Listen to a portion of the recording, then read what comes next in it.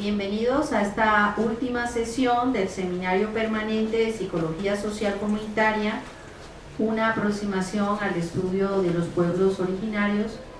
Hoy tenemos la presencia del doctor Mario Ortega Olivares. Él es docente de la UAM Xochimilco, ha venido trabajando ya desde hace varios años, ¿no? Ya digamos de bastante tiempo, lo que son los pueblos originarios aquí en la Cuenca de México. Y en especial el día de hoy nos va a presentar un trabajo que desarrolló en Zapotitlán, que se titula Cargos, Fiestas y Dualismo, el sistema de mayordomías en Santiago Zapotitlán. Démosle la bienvenida al doctor con un fuerte aplauso. Bueno, la dinámica será la siguiente: el doctor nos presentará su trabajo.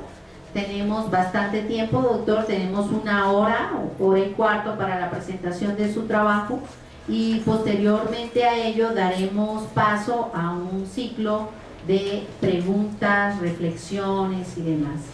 ¿Cómo no? Buenas tardes. ¿Alguien me puede ayudar a pasar las diapositivas? Bueno, la siguiente. Santiago Zapotitlán es uno de los pueblos originarios del Distrito Federal que se conurbó con la Ciudad de México. Se encuentra a unas cuadras del Walmart de Avenida Tláhuac. Según la tradición oral, los dos barrios de Zapotitlán tienen nombres en mexicano o náhuatl. El nombre del barrio de Santiago es un mapa de líneas visuales de la Cuenca de México. Los pueblitos de la Cuenca de México no están ubicados en cualquier lugar, sino que están orientados según una lógica ritual. Por ejemplo, aquí está la pirámide de Cuicuilco, donde está la Escuela de Antropología y la Sala Hollín. Aquí está Tlapacoya, el cerro de Tlapacoya, y aquí está el Cerro Papayo. Si nosotros trazamos una línea visual por estos tres sitios, pasamos por este lugar, este punto, en donde se puede trazar otra línea visual del Cerro de la Estrella a donde se encuentra la iglesia de San Pedro Tláhuac, como si fuera un sistema de coordenadas.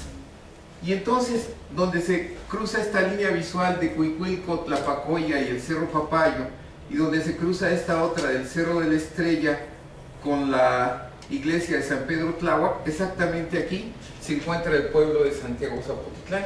Y lo mismo va a ocurrir con todos los pueblos originarios de la cuenca. El pueblo que ustedes estén estudiando lo van a encontrar con referencias rituales como estas. Aquí tenemos a Tulyehualco, aquí también llegan líneas visuales. Xochimilco está cargadísimo de líneas rituales. Este mapa es de Franz Tichy y lo pueden encontrar en la biblioteca del Instituto de Investigaciones Antropológicas. La siguiente, el toponímico de Zapotitlán aparecía en la matrícula de tributos, que era el lugar donde se indicaba qué es lo que cada pueblo tenía que tributarle a Moctezuma. Desafortunadamente, de tanto usarlo, se destruyó. Afortunadamente el virrey Mendoza lo mandó a copiar. ¿Por qué razón? Porque destruyeron todos los códices que pudieron, excepto este, porque aquí decía con qué tenía que aportar cada quien. Ustedes saben que Cortés fue muy inteligente, porque también se dividían en dos. Ok, bueno. Si el sábado un barrio enciende sus castillos de luces, el otro lo trata de superar el domingo. La fiesta es exuberante. Hay dos procesiones, una con el señor Santiago y otra con la señora Santana por sus respectivos barrios. Pero la plaza del pueblo sirve como término común o terreno neutral.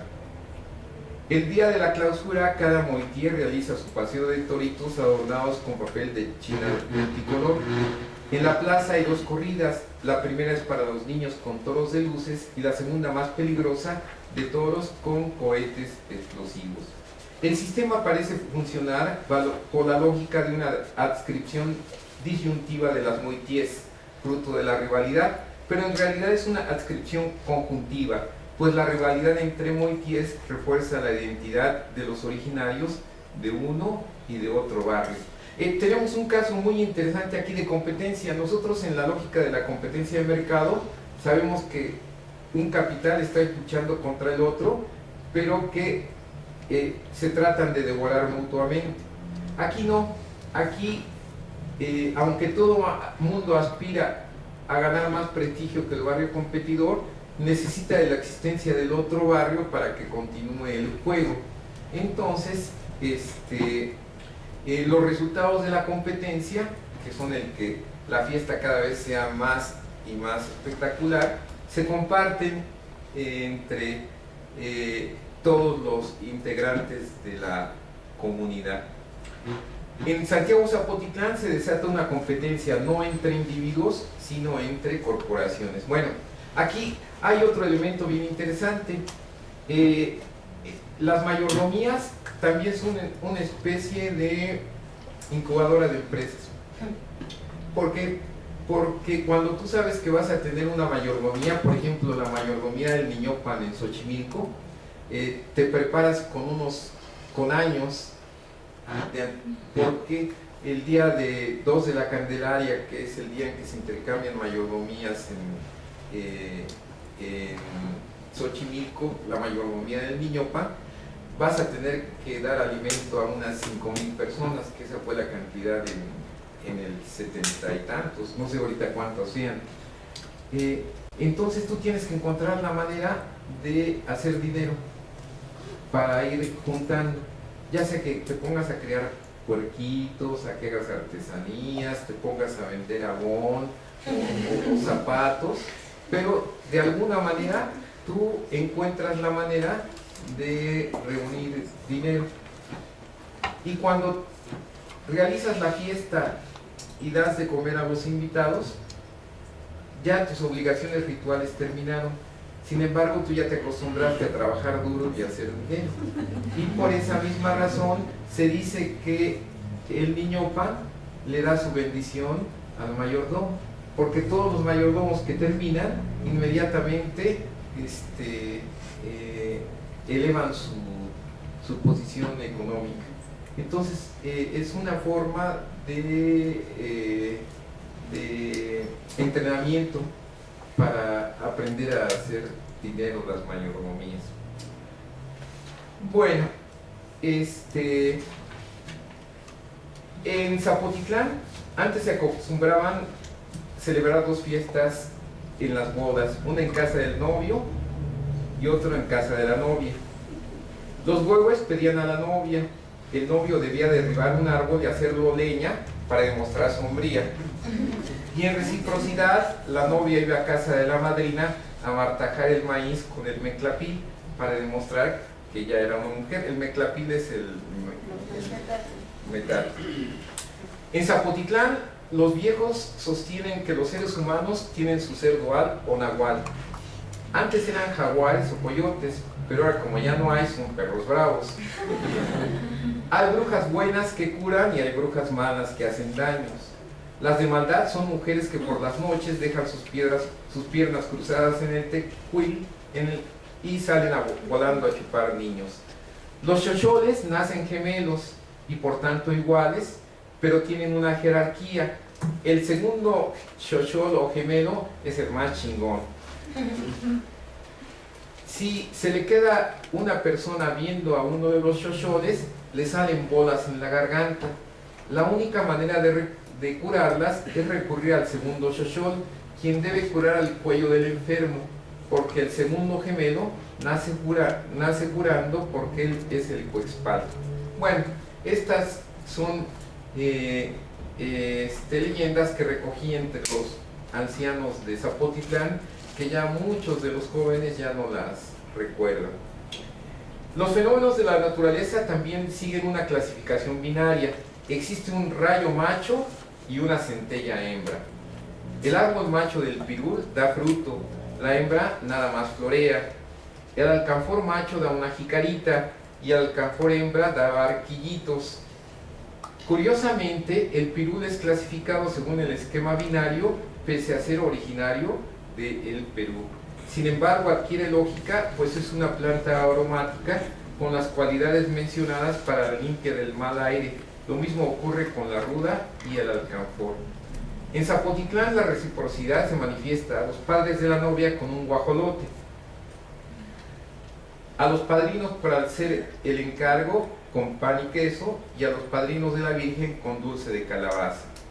El 11 de diciembre, en vísperas de la fiesta de la Virgen de Guadalupe, se encienden hogueras fuera de las casas y dos hileras de jóvenes saltan festivamente las hileras delumbradas en sentido contrario, porque obviamente se mantiene la competencia.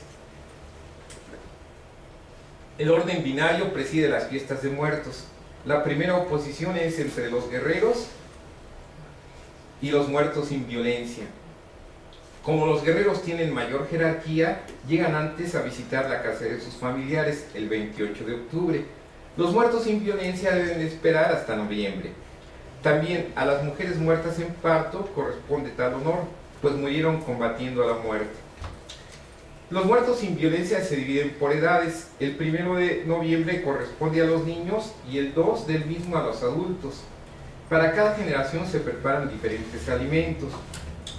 La primera división es entre los muertos bautizados y quienes no alcanzaron el bautizo. Para los primeros se colocan ceras delante del altar. En cambio, a quienes mueron sin bautizar o que fueron abortos, se les conoce como los limbos, un nombre que se pronuncia rápidamente en voz baja y casi en secreto. Los limbos solo tienen una velita de cebo para iluminarse, pues son los muertos vergonzantes.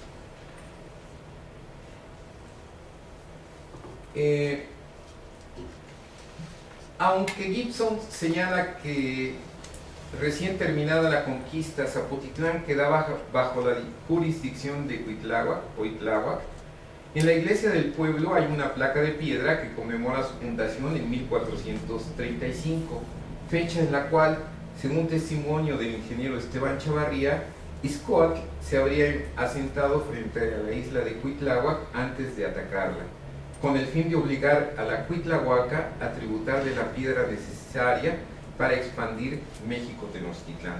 Efectivamente, el tesontle y el basalto de la Casa de las Águilas en el conjunto del Templo Mayor provienen de la península de Santa Catarina, en cuyas faldas se ubica Zapotitlán.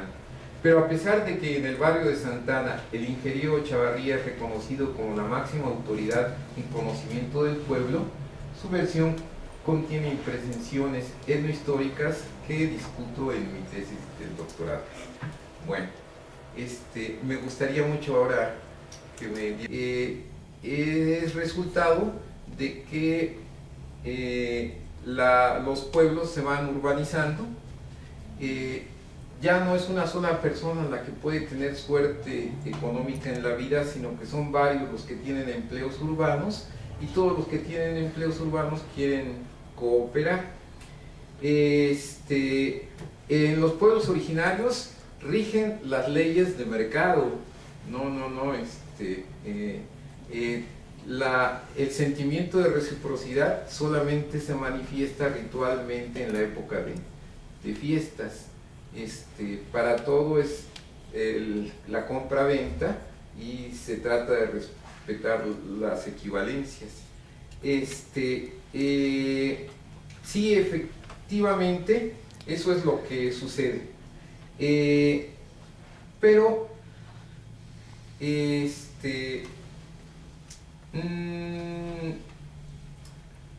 bueno, la lógica ritual que le da sentido a las fiestas es la lógica de la reciprocidad, que es otro de los rasgos duros de la cosmovisión mesoamericana. Todo el mundo espera reciprocidad en la relación de don y contradón. Yo te doy un regalo, pero como yo te di un regalo en tu cumpleaños, tú quedas en deuda y cuando sea mi cumpleaños me tienes a su vez que regalar. Por esa misma razón, uno no debe de aceptar regalos muy valiosos, porque si aceptas un regalo muy valioso, dices, ¿qué quiere de mí? Me está ofendiendo, porque cuando sea su cumpleaños yo no voy a hacer un regalo, no tengo las posibilidades de hacer el mismo tipo de regalo. Entonces se debe de respetar la reciprocidad, esta relación de don y contra don.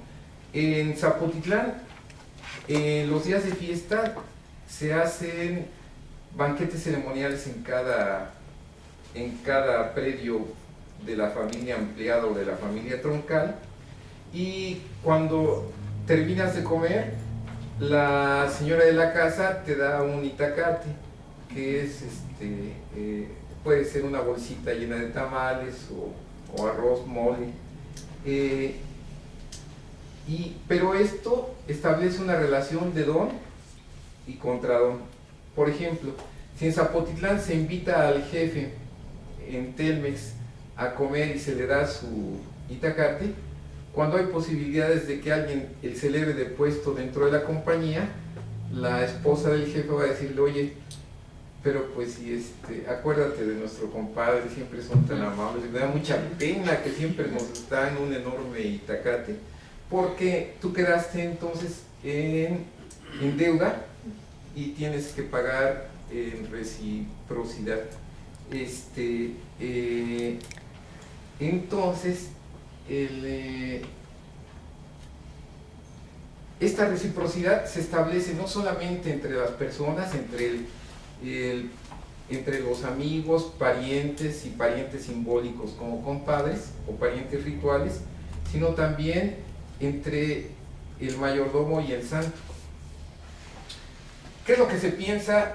Todo el mundo cuando le preguntas, ¿y usted por qué participa en la mayordomía? Va a decir, no, sé que yo lo hago de todo corazón.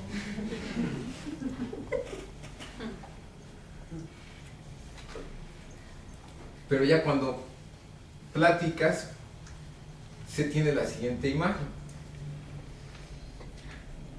Tú le organizas su fiesta al santo, entonces cuando te mueres y ya estás con San Pedro, te pone en la balanza, y si en la balanza te está yendo mal, ya corriendo Santiago, oye, es el compadre, ¿cómo me lo vas a tratar así? Ah, no, es el compadre, pásale. Y entonces San Pedro lo deja pasar. Pero también hay un problema. ¿Qué pasa si agarras el cargo y no lo cumples? Ahí no va a haber reciprocidad y lo que va a ocurrir es un castigo ritual.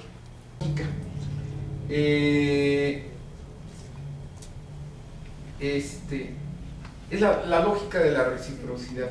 Pero eso quiere decir que en Zapotitlán o en Caltongo o en Santana Tlacotenco la gente regala dinero. No, en todos los pueblos originarios de la cuenca rigen las leyes de mercado, pero en materia ritual ahí sí predomina estas relaciones de reciprocidad, pero es una reciprocidad simbólica. ¿Tienes una pregunta? Yo sí. He notado que es como muy recurrente.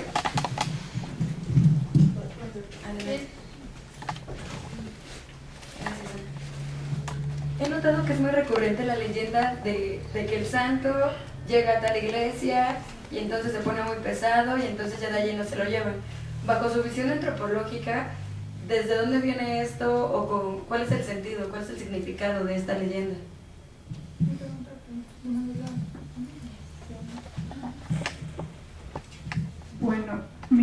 Bueno, tengo dos preguntas, más bien sobre dos cosas. En principio es sobre los originarios y avecindados. Yo vivo en Santiago Zapotitlán, pero mi familia no es originaria de allí. Y pues sí es latente la diferencia cuando la gente te pregunta, ¿y tú de qué familia eres? Y digo, no, pues yo soy Guzmán, nada que ver con los Chavarría, los Peña, ¿no? Que está muy identificado qué familias son los originarios. Sin embargo, mi abuelita me platica que cuando llegaron al pueblo, que fue hace pues un poco más de 40 años, las señoras sí marcaban mucho el hecho de que ella era una arrimada, ¿no? Una fuereña, decían, porque no era del pueblo. Pero sucede que con el paso del tiempo, la gente te reconoce después como miembro de la comunidad, ¿no? Y ahora ya no es la fuereña, ya es la señora Anita, y es una persona respetada, ¿no? Y igualmente mis tíos pues conviven con la gente originaria y todo eso. Entonces, pues podía ubicar eso, ¿no? Que sí es latente aún la cuestión de los avecindados. Todavía hay gente que llega y de hecho la gente originaria le achaca los problemas del pueblo a los avecindados. Es que si ellos no vinieran, no habría estos problemas con los edificios que quieren construir, con la basura, porque ellos son los sucios, bla, bla, bla, ¿no? Y otra cosa que quería comentar es sobre esto que usted habla de los valores pues del capital, ¿no? Yo estoy haciendo mi trabajo de investigación sobre mi pueblo, el sentido de comunidad y cómo se relaciona con la participación en las mayordomías. Y yo encuentro que efectivamente hay muchos valores del capitalismo que se reproducen, ¿no? En el pueblo. Pero también ubico, no sé usted qué piense de esto, que estas mismas tradiciones son una forma de afrontar los valores del capital. Y ese es mi interés de estudiar lo que estoy estudiando. Sin embargo, la gente sí, cuando uno platica con los abuelos o con la gente mayor, sí hay como una nostalgia de cómo era antes el pueblo, cuando todavía ni había energía eléctrica, ni las calles estaban pavimentadas, entonces había mucho menos gente, lo que permitía que las relaciones fueran todavía más cercanas, más estrechas. Cuando te platican es como si te estuvieran platicando de una sociedad ideal, ¿no? En la que todo el mundo cooperaba y aunque los recursos no eran como ahorita, porque eran básicamente campesinos, no había los recursos que ahora con la entrada de la gente del pueblo a trabajar en Telmex, lo que usted mencionaba, ¿no? Entonces te platican con cierta nostalgia de cómo era la vida en Zapotitlán antes y sí te dicen, pues es que antes me gustaba más por estas razones.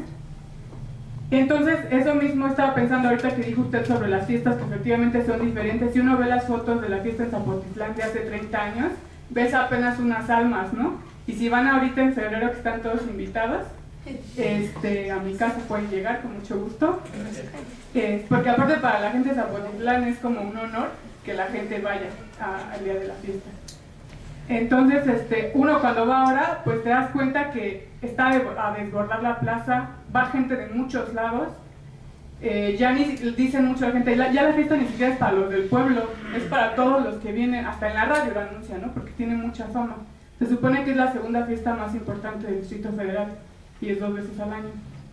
Entonces, cuando vas y te das cuenta de la cantidad de gente, pues sí uno se da cuenta que hacía falta un sistema diferente para organizar la fiesta, ¿no? Porque antes igual una sola familia podía solventar la organización de la fiesta, pues dado que eran muy poquitos, ahora ya no, ya son muchísimos. Entonces estos elementos son los que quería comentar. Muchas gracias. Sí, efectivamente, bueno, sobre el peso de los santos, en la escuela de antropología, con varios de mis compañeros que estudian otros pueblos, hemos encontrado la misma lógica. Que el santo, cuando ya no desea algo, se vuelve muy pesado y no lo puedes mover. Yo rastré y me encontré que hay también una leyenda de el zapoteco,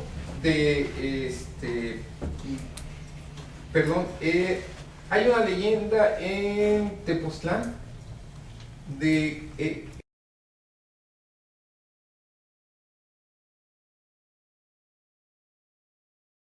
una frase de Hermann Cohen, citado por el filósofo Enrique Dussel, que dice: el método consiste en saber situarse en el lugar de los pobres y desde allí efectuarse un diagnóstico de la patología del Estado. Lo que les voy a exponer hoy intentará mostrar cómo lo ancestral deberá ser, desde mi punto de vista, lo que rija como principio ético para el estudio de las territorialidades en América Latina. Voy a hacer un poco de énfasis en Colombia, pero creería yo que por la realidad de la mayoría de nuestros pueblos en América, podría trascender, digamos, las fronteras de Colombia. Si lleváramos a cabo esta aplicación de colocarse desde el lugar de los pobres y nos localizáramos en el lugar de los pueblos indígenas, que no son considerados acá como pobres según los estándares internacionales de pobreza, sino como pobres por el despojo de su dignidad, de la ausencia de reconocimiento como ese otro posible. Se encontrarán entonces las razones por las cuales no ha sido posible la realización de un Estado democrático de derecho en Colombia. Lo que tenemos en Colombia ahora es un cúmulo de derechos desconectado de las realidades de los pueblos, un país en guerra, un país mutilado, expoliado, un país sacrificado en su bienestar por los intereses de una oligarquía arrodillada ante los colosos del norte. Ha sido entonces tarea de estos pobres subalternos en resistencia la lucha por la soberanía inalienable del pueblo, de superponer el principio, inalienable del pueblo como herencia anterior al Estado. A pesar del conveniente olvido de los poderosos de superponer el principio de la vida y de dignidad de los pueblos por encima de los intereses particulares, los pueblos responden articulándose en movimientos sociales cada vez más amplios en su cobertura geográfica, aglutinando singulares y creativas propuestas que representan soluciones democráticas. No debe resultar paradójico que a pesar de la agudización de la violencia o de las distintas violencias en las últimas décadas en Colombia, correspondiente al modelo de dominación política neoliberal, se designe como terroristas a los pueblos indígenas, quienes continúan en sus apuestas por el derecho al territorio y la soberanía. Más allá del conflicto de intereses en las territorialidades ancestrales, se da una apuesta por la existencia y la dignidad de futuras generaciones. Pensar el Estado de Derecho desde las territorialidades ancestrales es plantear a estas últimas como su opuesto en el binomio materialidad-espiritualidad, explotación, existencia, capitalismo-comunitarismo. Encontramos la particularidad de la contradicción que existe entre el Estado capitalista instaurado y desarrollado como monocultural y el Estado de Derecho pluricultural como aspiración. La movilización indígena y su participación cada vez mayor en las instituciones del Estado como forma y como integrante de la sociedad política aparecen como crítica interpelante para la cristalización de esa aspiración. El autogobierno proclamado por los pueblos indígenas es en gran medida la expresión del Estado ético propuesto por Gramsci.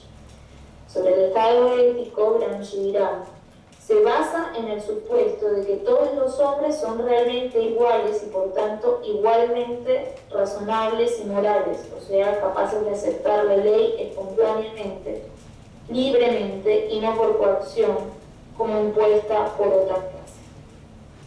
Por tanto, siguiendo el autor, si gradualmente tanto sociedad política como sociedad civil pudieran ser una sola, se reducirían a su vez la coacción y la coerción. Solo entonces podrá realizarse el principio de maximización de la autonomía que se encuentra en el articulado de la Constitución colombiana. ¿Qué dicen los indígenas o los indígenas organizados en una plataforma nacional en Colombia? Dirán: hoy la apuesta es que la importancia no es delimitar. La importancia es comprender la territorialidad de los pueblos indígenas, y eso no implica demarcaciones. Implica que la institucionalidad del Estado tiene que ser reestructurada. Y reestructurada significa que también debe ser reestructurada la burocracia burocracia o los funcionarios sepan que hay unos pueblos indígenas. Hoy como tal nosotros no podríamos decir cuál podría ser la salida de la contradicción que genera el mismo gobierno. Nosotros podríamos decir que sean los resguardos, o podríamos decir que son las entidades territoriales. El cambio sustancial que puede haber realmente es que el Estado reconozca que hay unos territorios indígenas. ¿Qué es esto de los territorios indígenas? El territorio, en términos generales para Occidente, las relaciones que se establecen con él se dan a través de su posesión. Esta racionalidad del territorio impuesta por la descolonización fragmenta a los grupos humanos y plantea líneas divisorias que configuran relaciones de exclusión e inclusión y las relaciones con la tierra en el sentido de bien material. En contraste, los pueblos indígenas han construido a través de una larga cadena de demandas discursos alrededor del territorio que varían de la noción occidental, pero que a su vez se concilian con ella, como condición de posibilidad en las disputas políticas con el Estado homogeneizante. El territorio como derecho es una de las luchas más importantes del movimiento social latinoamericano, y como estandarte se encuentra el movimiento indígena despojado del territorio ancestral, a lo cual se suman también las particularidades en la misma vía, pero con particularidades culturales, los descendientes americanos de los negros esclavos traídos forzosamente de África y la lucha por la propiedad de la tierra por parte de campesinos, artesanos, pobres y colonos antiseñoriales. En suma, la problemática territorial no es un tema ajeno a ninguno de los países de la territorialidad americana del denominado sur global. El problema de la disputa por el territorio radica inicialmente en una superposición de intereses de diferentes sectores de la sociedad. Vemos que en Colombia, por ejemplo, hay grandes intereses sobre el territorio por sus recursos naturales y su riqueza, pero también por grupos armados, ¿no? Como también por los narcocultivos, y a su vez también las reivindicaciones y los intereses de los pueblos y los colectivos sobre ese territorio. Pero en segunda medida, esta superposición de intereses subyace una superposición ontológica, puesto que en esta disputa por el territorio se encuentran distintas formas de ser en el mundo y sus relaciones con lo que en él existe. En Colombia, en 1991 se dio una nueva constituyente que permitió que se reconociera la diversidad étnica del país a nivel constitucional, que se diera un amplio abanico de derechos a los pueblos indígenas y sobre todo los derechos que corresponden a sus derechos territoriales. Como hemos visto en la mayor parte de América Latina, la transformación constitucional que se ha dado en los distintos textos constitucionales primero comenzó a nivel internacional y posteriormente se dio en cada país.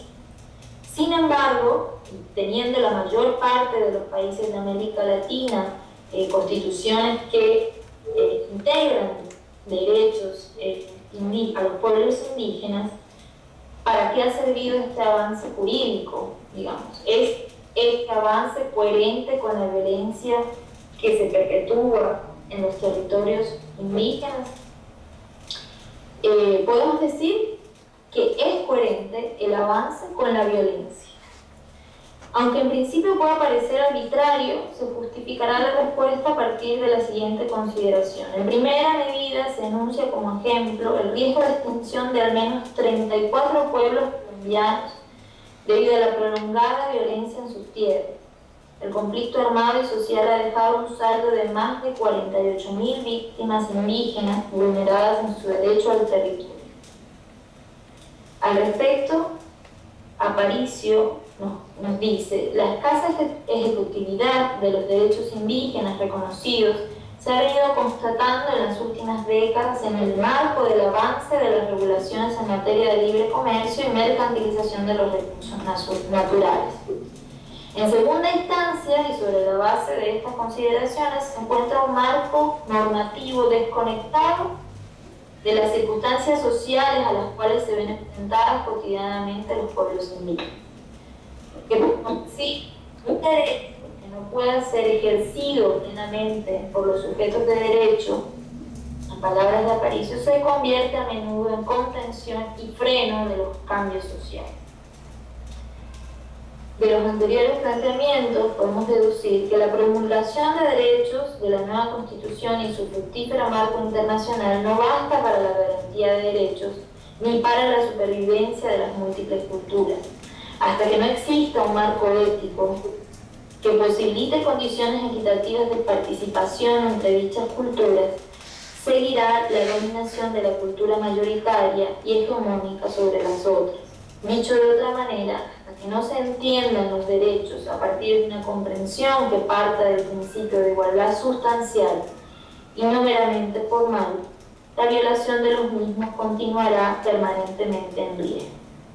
Esta última reflexión ha procurado el interés por el estudio crítico de los discursos jurídicos que podrían estar manteniendo las condiciones de vulnerabilidad de los derechos que pretende proteger.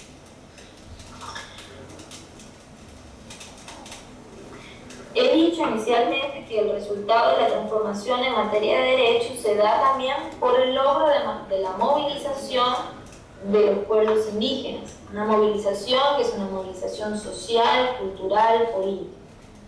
Y también se ha dado a partir del avance de la jurisprudencia constitucional colombiana en la conciliación de intereses a favor de la diversidad, posibilitando a partir de las demandas tutelares impuestas por indígenas para la exigibilidad de sus derechos territoriales.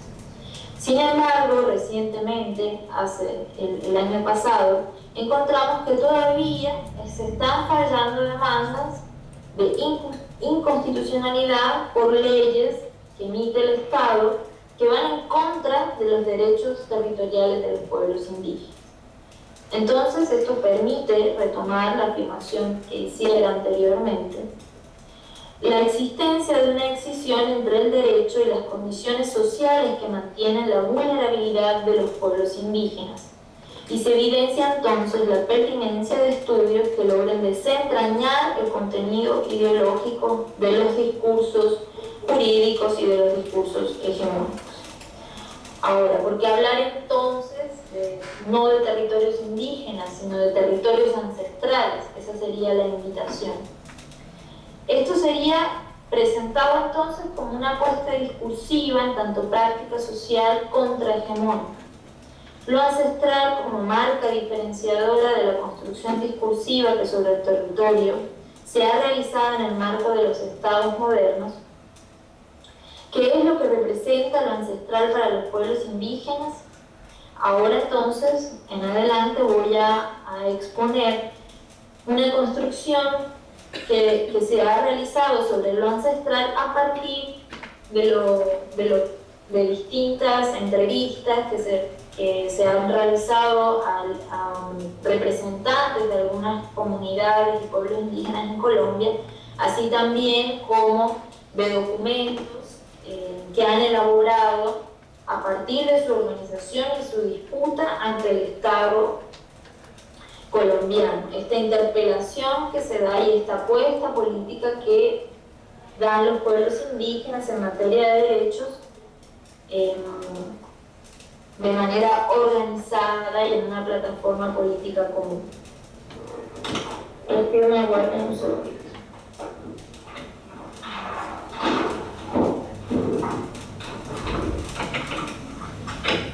Bien. Lo ancestral aparece como elemento propio de los pueblos, que es un elemento espiritual, pero también cultural, ideológico, político y jurídico. Es al mismo tiempo inteligible e inefable. Se encuentran en él tanto elementos que transcurren en el plano de la voluntad, de la obediencia del pueblo, como elementos míticos y religiosos, así como también lógicas que explican y organizan la vida cotidiana y colectiva. La palabra de los ancianos fue nombrando cada forma, cada ser con la cual se relacionaban en el mundo, el sentido de la vida que reconstituyó y organizó las prácticas en el territorio mucho antes de los estados modernos.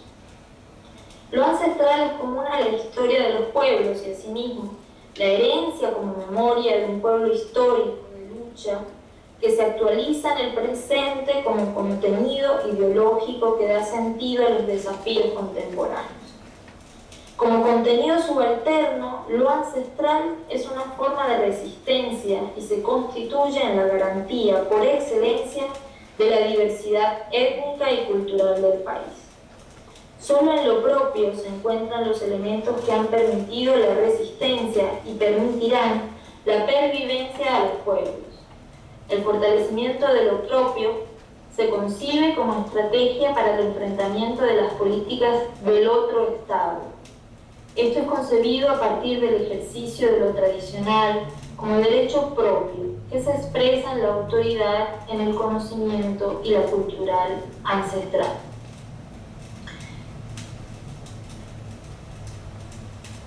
Además, voy a comentar un fragmento de las entrevistas. Además, pues, cuando hablamos de ley de origen, estamos hablando que tenemos unos derechos territoriales que son ancestrales, que tenemos unas limitaciones, que tenemos unos límites donde llegamos y que nos han ido usurpando y que nos han ido invadiendo a nosotros.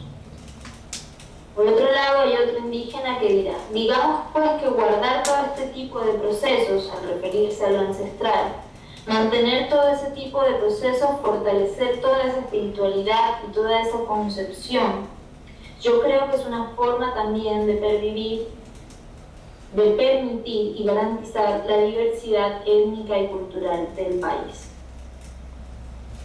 La ley de origen se concibe como un elemento estructural, como ley de la vida constituyente, diferenciada de aquellas otras normas escritas por el hombre. Externalidad, constituyente de las estructuras monárquicas, dictaduras, repúblicas, estados. No son estas normas para la vida, dirán. Se perciben como externas, en consecuencia, el Estado es percibido como externo a la vida. Lo ancestral, de origen suprasocial, suprahumano, es instituyente, sin embargo, a diferencia de la externalidad con la cual se caracteriza la ley del hombre, esta es inherente al ser del indígena, al ser del pueblo indígena, al ser del territorio. Bajo el principio de reciprocidad, lo ancestral atraviesa la totalidad del universo indígena. La ley de origen instaura la vida, la externalidad no existe, se es parte de, existe en relación de reciprocidad que establece pertenencia y propiedad. Al ser de origen no humano, esta relación no está fundada, es decir, no es del dominio de la voluntad y por tanto del ejercicio de la libertad, es del dominio del ser. Al describir esta categoría discursiva como ley de origen y derecho mayor, lo legislativo hegemónico sale de escena como garantía de protección. Se presenta en el discurso como forma de reconocimiento, de respeto de la cultura mayoritaria hacia la cultura de los pueblos. Y en este sentido existe un reconocimiento de un antes y un después en la interacción con otras culturas. Abro comillas. Para enfrentar estas políticas insistimos en crear o fortalecer nuestra propia estructura o gobierno, nuestro propio sistema de economía, nuestras propias leyes sobre el territorio y recursos naturales, en elaborar nuestros propios planes de manejo territorial y ambientales y en desarrollar los planes de vida. Estas acciones las impulsamos a partir de la función de las autoridades tradicionales, de los conocimientos tradicionales y de nuestra protección cultural. Cierro comillas. Ante esta racionalidad sobre las afectaciones que el modelo de desarrollo del Estado impone sobre los territorios, no circunscritos a los territorios de la jurisdicción colombiana, los pueblos se autodeterminan como copartícipes de acciones que propendan a contrarrestar estas consecuencias. Conscientes de su devenir histórico y del fortalecimiento de sus luchas territoriales, se asumen como responsables de los procesos de cambio.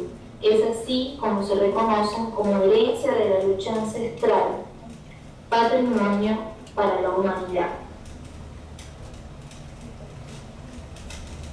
Dice, nos autodeterminamos de pensamiento y sentir cosmogónico, que significa la llegada del complemento para servir frente a los tiempos de la oscuridad.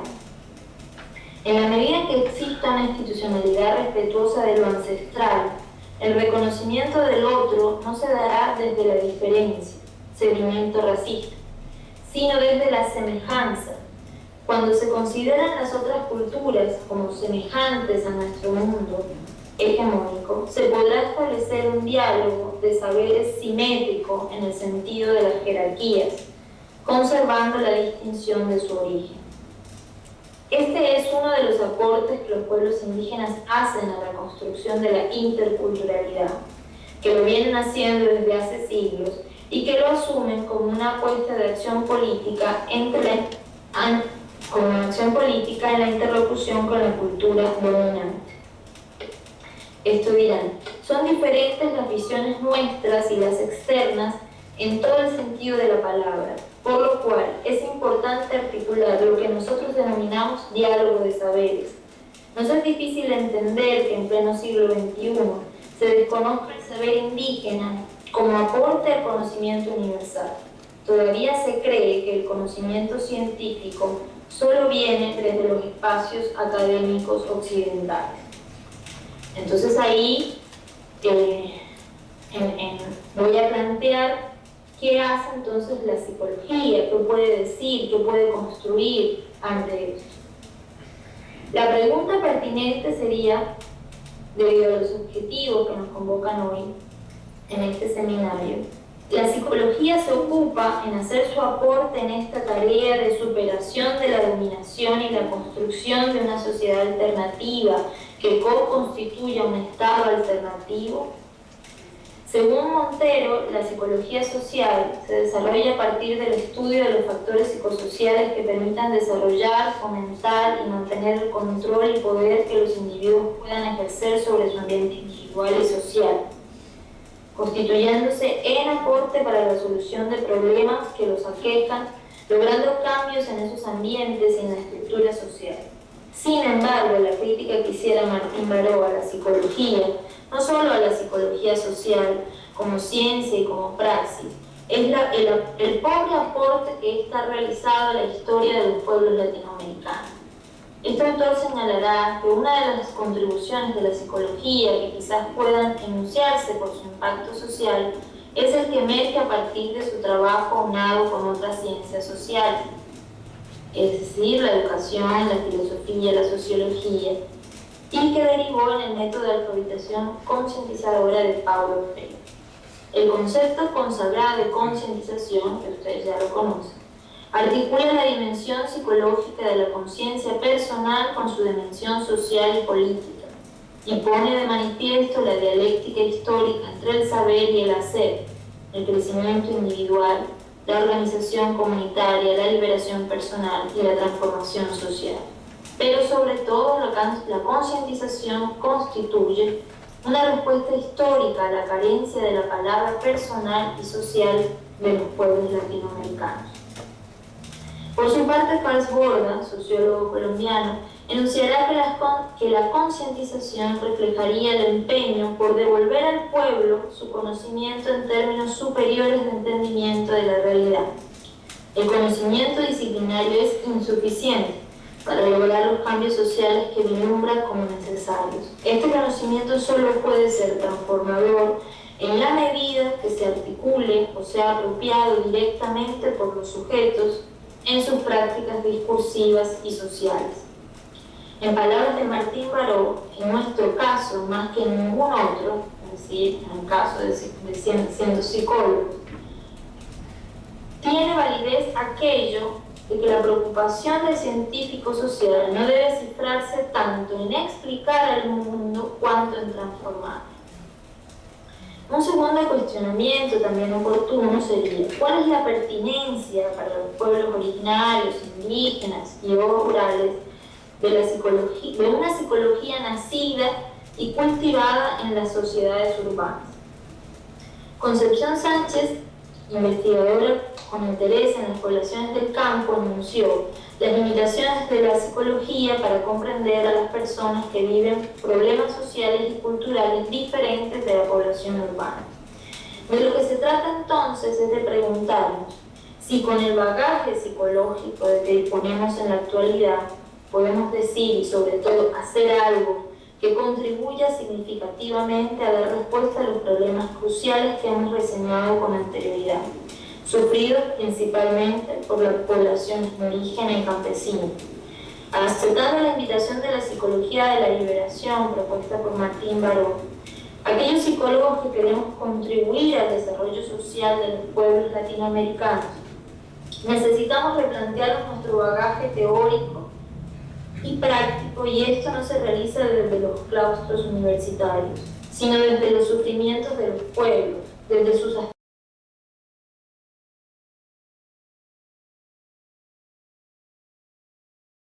Decir que a nivel de América Latina la Constitución del 91 ha sido una de las más avanzadas que hay en América Latina, ¿no?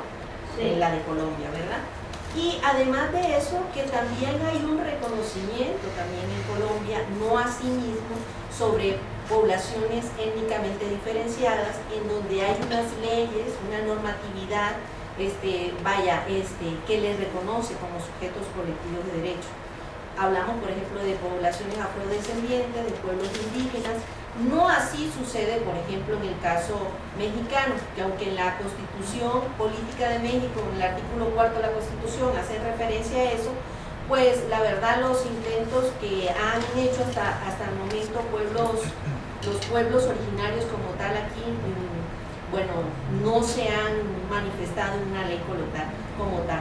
Pero sabemos que en el caso colombiano, aún a pesar de existir esas leyes, ¿no?, en el plano real, ¿no?, en el plano de la práctica de la misma ley, pues vemos que la verdad estos sujetos, comillas, colectivos de derechos, son violentados, ¿no? Entonces yo me pregunto hasta qué punto la hechura de una ley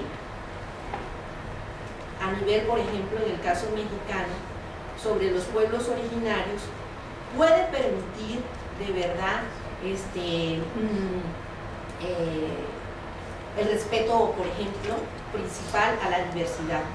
El respeto, por ejemplo, aunque esa palabra es bastante peyorativa actualmente, hablar de usos y costumbres, pero a su propia forma de gobierno, a su propia autonomía, a su propio autogobierno. Tenemos que en los pueblos originarios de la Cuenca de México, si bien existe, por ejemplo, en el caso que nos mostraba el doctor Mario, unos coordinadores, y que estos coordinadores tienen un ejercicio a nivel, yo digo que también de una jurisprudencia, ¿no?, aunque vaya a nivel ya legal, que haya una ley hecha, pero sí existe a nivel práctico. No sé qué tanto resultado pueda dar si se le reconoce como derecho, pero como derecho positivo, teniendo como ejemplo el caso colombiano, que sí hay leyes que han reconocido esto, pero en el ejercicio práctico no. Entonces, esa sería como una pregunta y también pues un debate, ¿no? Hasta qué punto reconocer también esta idea de la ancestralidad como reconocimiento del otro, de la diversidad, de un pensamiento descolonizado, etcétera, pueda de verdad promulgarse en hechos reales, incluyentes, ¿no? Bueno, esa sería una. Abro también las preguntas al público o reflexiones que tengan. Si quieres, para poder compartir, vienen otras preguntitas. Bueno. Algo que también me pareció interesante reconocer es que si bien este ejercicio de la Constitución que se menciona en Colombia ha sido como producto de toda una lucha, pareciera ser que esta categoría de ancestralidad es una categoría muy potente, ¿no? Una de las inquietudes que tengo es hasta dónde esta lucha constitucional logró rescatar este elemento, nada más fue una aproximación hasta la territorialidad indígena. Si en dado caso fue así, ¿cuáles serían como que aquellas posibilidades o líneas de trabajo que nos permitan como visualizar opciones de organización o de crítica precisamente para nuestras comunidades aquí en México? Y en esa misma lógica también reconocer cómo esta categoría de ancestralidad, sin lugar a dudas, que genera toda una cosmovisión para la psicología social y todo un reto de investigación que es importante como fortalecer o unir esfuerzos o crear marcos de referencia que nos permita un abordaje, digamos, más consistente, quizá obviamente de acuerdo a las especificidades de cada país, pero sí me gustaría conocer qué piensa en relación a estas posibilidades, digamos, con un discurso en Latinoamérica hacia la psicología social.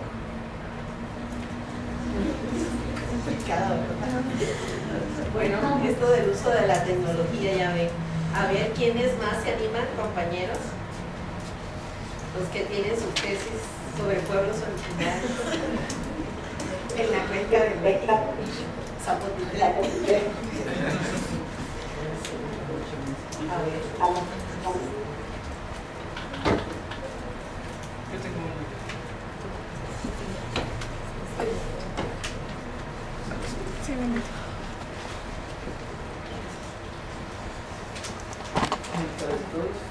Antes que nada felicitar a los ponentes y bueno, en el transcurso de las dos exposiciones salió una duda muy que todavía mantengo y que a lo mejor no andaron los ponentes mucho en ella porque no era en sí el objetivo de la ponencia, pero me gustaría saber, con todo lo que llevan en investigación, ¿cómo plantearían como psicólogos esa inclusión de la que llaman ambos ponentes? La que aparte de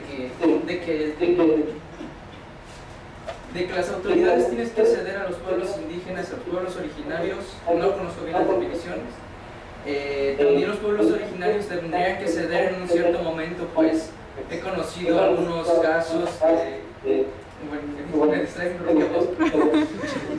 algunos casos de que pueblos originarios incluso violan derechos humanos de una forma catastrófica. ¿Cómo podría contribuir la psicología a dicha mejora? También se han investigado algunos casos donde ya haya habido una mejoría en ese caso, en ese ámbito, y bueno, eso sería todo. Circo, maroma y teatro. ¿Alguna otra pregunta más o empezamos a responder este ciclo y posteriormente, si se animan, seguimos, ¿va? Entonces, no sé quién de los dos ponentes quisiera empezar a responder. Si quiere Colombia. Maestra Joyce, el doctor Mario le cede la palabra para que comience usted a responder los cuestionamientos. ¿Sí me escucha? La escucho. Bueno, la escuchamos entonces. Bueno, tengo la misma dificultad conceptual todavía que quizás sí me di cuenta revisando sus sesiones anteriores del seminario, que la vienen discutiendo y aclarando sobre la diferencia entre indígenas y originarios y comunidades indígenas. Tengo todavía esa dificultad conceptual porque en Colombia la construcción que se ha hecho no retoma la de pueblos originarios.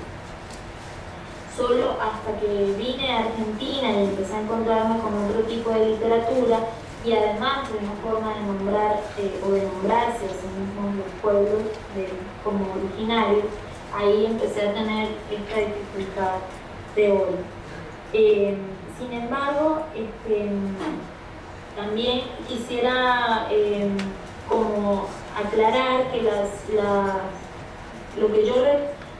discusiones que yo retomo o los discursos que yo retomo de sujetos que participan de manera muy activa en el espectro político nacional de las problemáticas indígenas son justamente desde esa plataforma de lo político, es decir, sesiones de comunidades o de pueblos que se han organizado y que participan entonces en representación de sus comunidades en plataformas más amplias de organización política. Es decir, que yo no retomo el discurso de comunidades de base, sino de sujetos que ya participan en plataformas de interlocución con el Estado.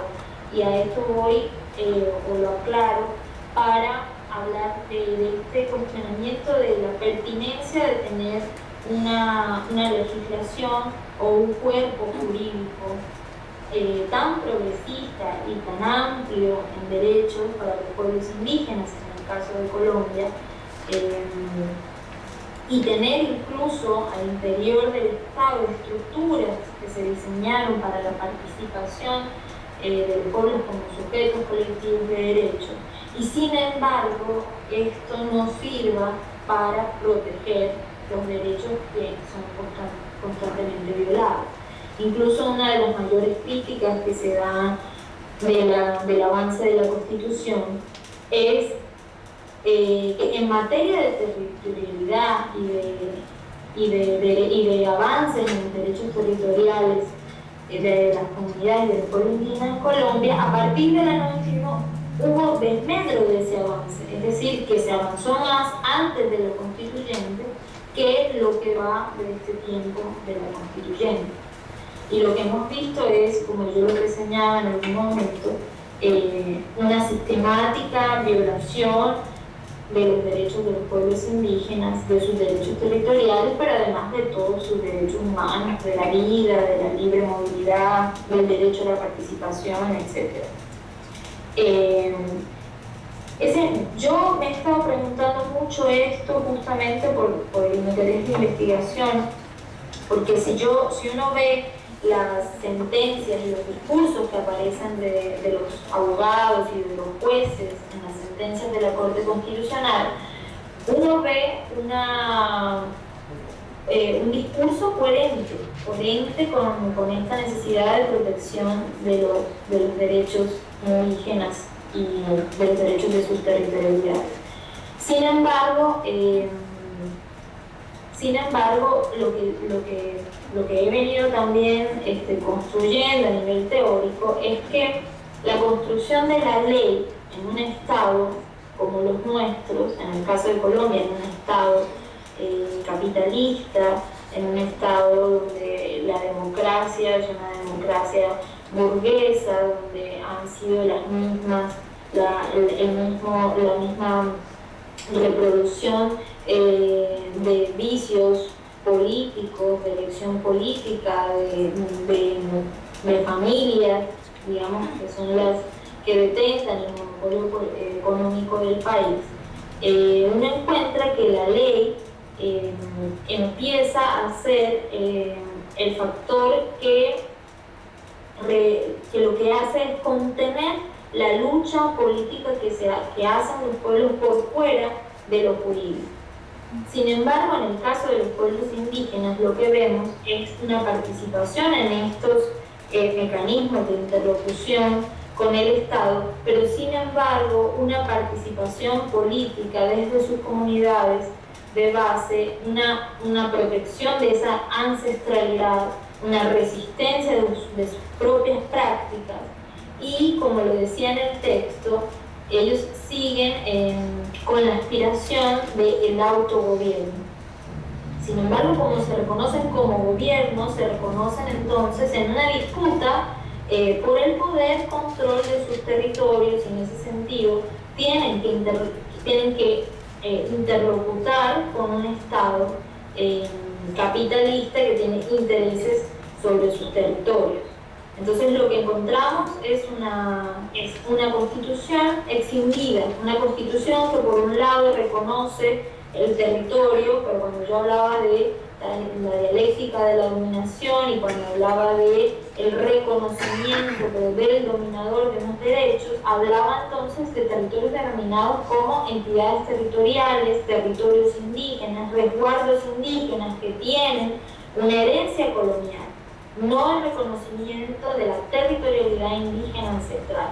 Entonces en la Constitución vemos este reconocimiento de unas territorialidades indígenas, pero que no guardan el ser ancestral del indígena.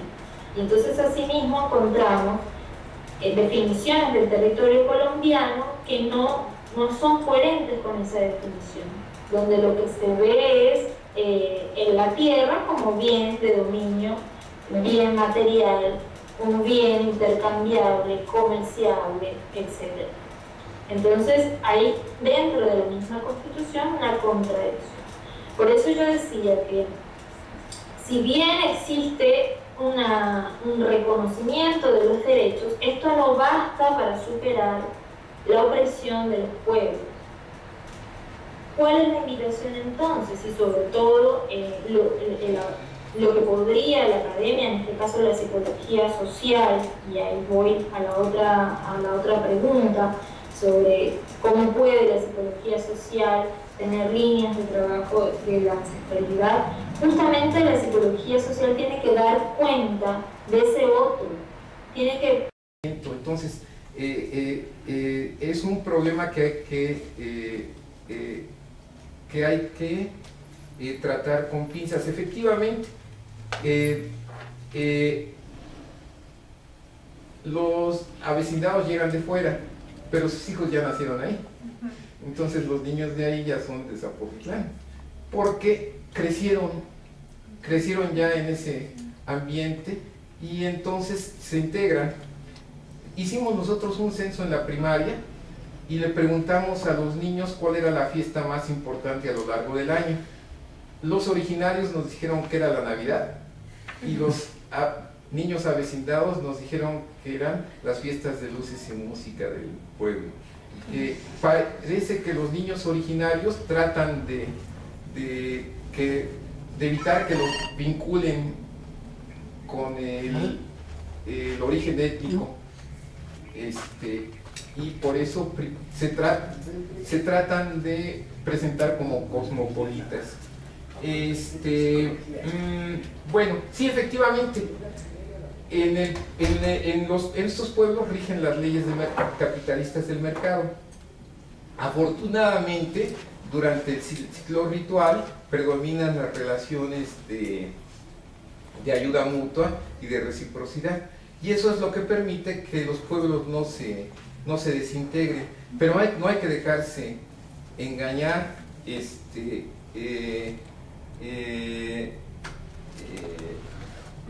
El mercado está ahí y cada vez es mucho más fuerte.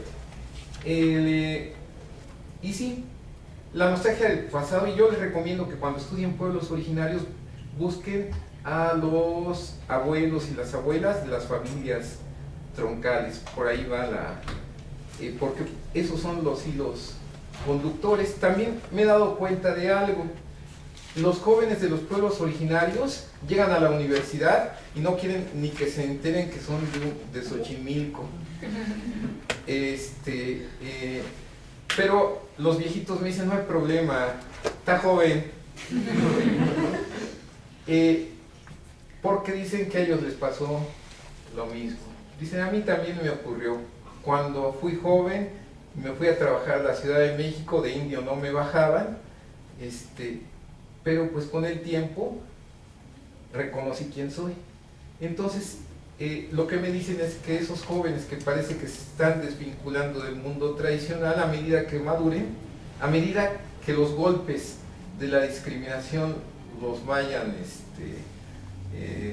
castigando, tendrán que ir regresando a la afirmación étnica.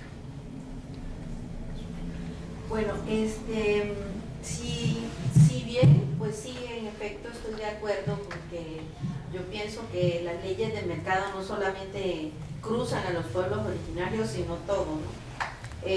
Pero también veo que los pueblos originarios, no, en efecto, centrándome en una posición romántica de los pueblos originarios, ¿no? Pero sí veo que en los pueblos originarios existe un sentido de comunidad El sentido de comunidad es, digamos, una característica psicosocial comunitaria que nosotros trabajamos como psicólogos, porque siempre se piensa, no, al psicólogo trabajando procesos psíquicos individuales y no. Entonces, dentro de esta categoría de sentido de comunidad analizamos lo que es la membresía que hay, porque sí hay una membresía, sí hay una pertenencia de los originarios y algunos avecindados, ¿verdad?, sobre su pertenencia al pueblo. Hay unos límites de, nosotros somos, por ejemplo, de aquí, por ejemplo, de Santiago Zapotitlán, y ellos no son de acá. Nosotros hacemos de tal forma la comida, de tal forma el baile, así celebramos el santo, y los otros no, ¿no? Entonces, esas diferencias también van generando, esos límites van generando esa también pertenencia dentro de ese grupo. Pero no solamente se ve eso. Yo creo que no es solamente dentro del sistema ritual, sino en la misma vida cotidiana, lo que hemos observado, por ejemplo, en Santa Marta Catitla, los lazos emocionales, que es otra de las características del sentido de comunidad. Las relaciones de compadrazgo no solamente están dentro del ciclo ritual, sino están en la cotidianidad, en su forma de relación. Y eso permite, en efecto, que se fortalezca la comunidad y que haga frente, por ejemplo, a otros valores que plantea el mercado, ¿no? Porque el mercado te plantea el individualismo, la desestructuración de ese tejido social y, por supuesto, este otro tipo de relaciones lo que hacen es que estructuran ese tejido social de una forma cohesionada, y eso lo puedes ver en la cotidianidad del pueblo, ¿no? En cómo vive el pueblo, cómo vive la gente del pueblo, y por supuesto en la necesidad de resolver problemas conjuntos. No resolver problemas como decirte, tenemos problema de agua y ahora vamos a ver, sino una necesidad puede ser también una necesidad cultural, una necesidad social o psicosocial, como el celebrar una fiesta. Entonces, aquí no se pueden decir, aquí no se acaban las fiestas. No se acaban las fiestas y, por supuesto, para que no se acabe, todos tenemos que trabajar, todos tenemos que cooperar. Cuando yo llegué a México, yo no soy mexicana, soy colombiana, veía eso del itacate en las fiestas, que es una práctica también cotidiana. La gente aquí lo hace pues, como algo demasiado natural, algo que hace parte de la cultura, como hacer cualquier cosa. Pero para mí eso la verdad fue, yo dije, híjole, bueno, la verdad es que son amplios los mexicanos, ¿no? Porque luego allá en Colombia, de donde soy yo, si tú haces una fiesta, te dan si acaso una racioncita. Y si tú vuelves a pedir, oye, ¿qué te pasa, no? Y mucho menos que lleves para tu casa, ¿no? Es porque el sentido como de la propiedad y la propiedad individual, y no hay esa práctica tan colectiva de, bueno, te voy a reconocer a partir de este itacate, ¿no? O sea, de una forma de reconocer al otro, pero también de dar y de compartir de lo que uno tiene. Por ejemplo, aquí en México uno dice, te invito, ves a tu casa, ¿no? A tu casa y que tu casa es mi casa, ¿no? Yo eso no lo entendía, ¿no? Y muchas otras prácticas que hablan de el sentir colectivo, de sentir en nosotros, de vivenciar en nosotros, y que yo creo que eso permite también de proponer una forma de vida comunitaria que hay que fortalecerla, no en el sentido romántico, porque sí el capital está en todos lados, pero sí en el sentido de que hay que ubicar que esto es un potencial, una fortaleza, ¿sí? Para trabajar en la comunidad y para que, digamos, no se pierda, ¿no? No se pierda con el tiempo, se transforman, ¿no? Pero que no se pierdan este sistema de valores como la solidaridad, como por ejemplo la reciprocidad, ¿no? Y esta forma de pertenencia dentro de una identidad cultural muy particular, ¿no?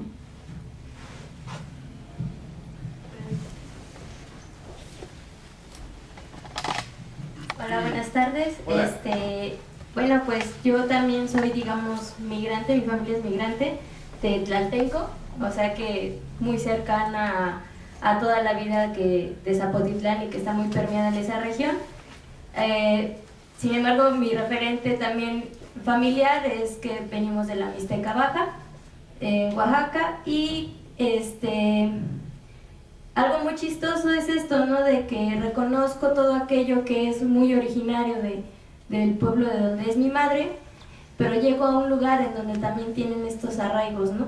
Y si me dicen de dónde soy, obviamente diré que soy acaquizapeña, que soy de Oaxaca. Sin embargo, estoy muy permeada también por estas prácticas culturales que tengo en el lugar en donde vivo, ¿no?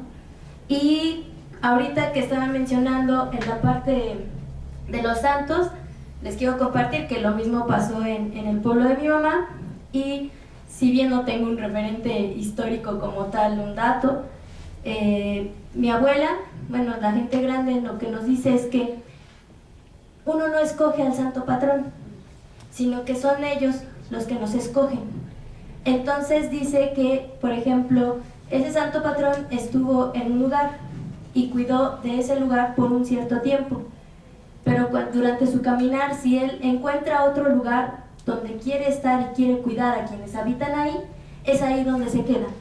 Entonces eso pasó en mi pueblo. ¿Qué pasó? Fue un peregrinar de otro pueblo que llevaba a la Virgen de la Asunción, el 15 de agosto se celebra, y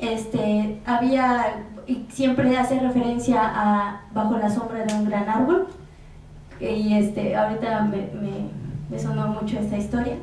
Era un pirul, y después de descansar ya no pudieron llevarse a la Virgen. Entonces, ¿qué dijeron? Ya mandaron a llamar a la gente del pueblo y dijeron, ¿qué hacemos? La Virgen no se quiere ir. Entonces dijeron, pues la Virgen nos escogió. Entonces les dejamos a la Virgen y se llevaron al santo que tenía el pueblo, digamos como ese intercambio. ¿Por qué? Porque la Virgen eligió ese lugar para que le hicieran su altar. Entonces, y es algo muy, muy recurrente, incluso ahí se maneja mucho lo que podríamos decir nosotros, las figuras de los dioses, a lo mejor dentro del náhuatl, bueno, de toda la cultura mexica, se identifica Tlaloc y todo eso, pero bueno, ahí en la región de la Mixteca, sobre todo en el pueblo, se maneja como ídolos, y que son estas piedras talladas. Y lo que decía mi abuelo, porque los ídolos también llegan y cuidan las tierras. Entonces, los ídolos llegan, nos escogen, nos cuidan por un tiempo, pero de repente se van. Se van hacia otro mandato, a cuidar otras cosas, y eso es, creo que mi explicación con respecto a por qué se quedan unos santos en un lugar y no, porque son ellos los que nos escogen el lugar, no nosotros a ellos, ¿no? Y eso era todo. Este es un tema por investigar, si alguno anda buscando tema de tenis, por ahí le puede entrar. Sí, los dioses son veleidosos, y por esa misma razón debemos entregarle todo lo que tenemos y un poco más, de tal manera que la lógica de la relación entre seres humanos, dioses y santos que tenemos en Mesoamérica es la lógica de la lógica del mitote, la lógica de lo exacerbado. Nuestras fiestas no pueden ser fiestas no pueden ser fiestecitas ligeras. Tenemos que reventarnos, porque al hacerlo estamos entregando toda nuestra energía a los dioses. Hay otro dato que me he encontrado con avecindados. Es diferente lo que ocurre cuando llegan avecindados de otros pueblos originarios a cuando llegan avecindados urbanos ricos. Por ejemplo, en Tepepan está el pueblo y es una colonia de gente con mucho dinero, y la gente que llega con mucho dinero ahí está permanentemente cuestionando a las fiestas, cuestionando que no se permita la circulación por las fiestas, no quiere que truenen cohetes porque se alteran los perros, entran en conflicto. En cambio, cuando llegan migrantes de escasos recursos y de pueblos originarios a los pueblos originarios de la cuenca, se acomodan, se sienten a gusto, participan en las fiestas, dan sus cooperaciones, ponen los altares, es diferente cómo participan. Y bueno, Erich Fromm hizo trabajo de campo en Morelos, y Erich Fromm identificó que no solamente existe el carácter individual, sino que también existen los caracteres sociales. Identifica 3 tipos diferentes de caracteres para las zonas rurales en México. Hay un carácter social de los campesinos de hacienda, otro de los campesinos libres en los ejidos y otro en las zonas agrarias de mercado. Sí, efectivamente vamos a encontrar este carácter social. Por ejemplo, si ustedes le preguntan a los viejos de Zapotitlán cómo es su carácter, dicen: nosotros somos zapotercos. Tienen muy definido y esta ha sido una estrategia. ¿Por qué? Porque frente a la discriminación que han sufrido y siguen sufriendo en la Ciudad de México, la respuesta ha sido la terquedad. Y me dicen: ¿por qué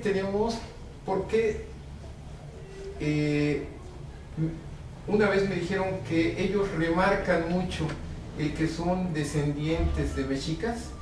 Porque dicen: indios, sí somos indios, pero vengan a ver qué clase de indios. Y por eso en los días de fiesta en febrero encienden el fuego nuevo. Tienen pebeteros como los del Museo de Antropología, hacen todo el ritual, llegan cientos de concheros. La primera vez yo me confundí porque creí que había llegado una comunidad que había conservado desde antes de la conquista sus rasgos de cultura originaria, y no, eso ocurrió hace como 100 años que recrearon las tradiciones. En Zapotitlán se recrean las tradiciones. ¿Cómo ocurre esto? Por ejemplo, como los barrios están en competencia para ver quién realiza la fiesta más esplendorosa, a un grupo se le puede ocurrir invitar a la Guelaguetza. Entonces llevan la Guelaguetza a Zapotitlán. Si la Guelaguetza gustó al pueblo, van a aplaudir y lo van a celebrar. Si aplaudieron mucho, vale la pena que el año que entra se vuelva a invitar a la Guelaguetza.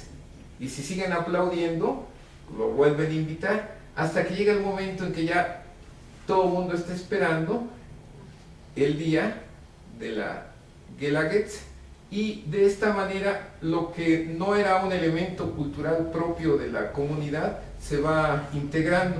Yo no me explicaba cómo en Zapotitlán es tradicional el baile de cuadrillas de origen francés.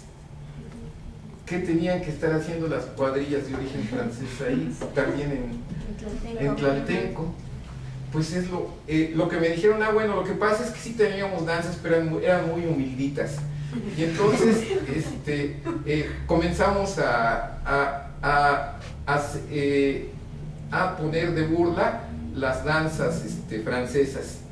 Y bueno, y les gustó, lo aplaudieron, lo volvieron a hacer, les gustó. Y llegó el momento en que hubo niños que pueden afirmar: desde que yo nací ya se bailaban las cuadrillas francesas aquí, y entonces lo que no era propio se vuelve una tradición. Y esta es una cualidad de la gente mesoamericana. Los mesoamericanos somos muy cosmopolitas, tanto que a veces se convierte en malinchismo, pero nosotros siempre hemos estado abiertos a las otras culturas, pero esa ha sido una forma de fortalecer nuestra identidad, porque nos llega un autobús y nosotros lo resignificamos, le ponemos un altarcito de la Guadalupana,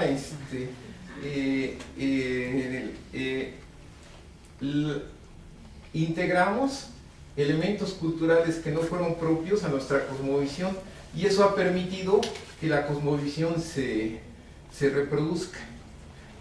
Esa apertura, aunque luego eso se convierte en adoración a lo extranjero, pero eso nos da una característica de posmodernos. Nosotros fuimos posmodernos antes de que se inventara el concepto. Nos trajeron los cultos católicos y nosotros lo integramos con nuestros cultos originarios, y entonces en los pueblos originarios la gente está convencida de que son católicos ortodoxos. ¿Por qué? Porque los frailes vinieron específicamente a cristianizarnos, y entonces lo que los sacerdotes jovencitos que acaban de llegar del Vaticano ven como paganismo, es